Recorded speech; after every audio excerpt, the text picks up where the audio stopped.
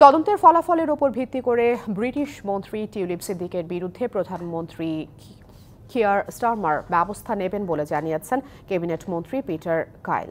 স্থানীয় সময় রবিবার এক প্রতিবেদনে এই তথ্য জানিয়েছে দ্য গার্ডিয়ান। পিটার কাইলের সূত্র দিয়ে প্রতিবেদনে বলা হয়েছে, ক্ষমতাচ্যুত প্রধানমন্ত্রী শেখ হাসিনার শাসনামলে বিনামূল্যে ফ্ল্যাট নেয়ার অভিযোগ ওঠে টিউলিপের বিরুদ্ধে।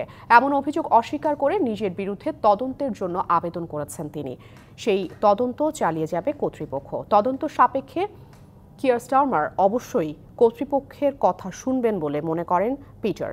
এদিন ব্রিটিশ প্রধানমন্ত্রী স্টারমারও জানিয়েছেন, টিউলিপ সিদ্দিক তদন্তের আবেদন করে সম্পূর্ণভাবে সঠিক কাজ করেছেন। টিউলিপের ওপর তার আস্থা রয়েছে বলেও জানিয়েছেন তিনি।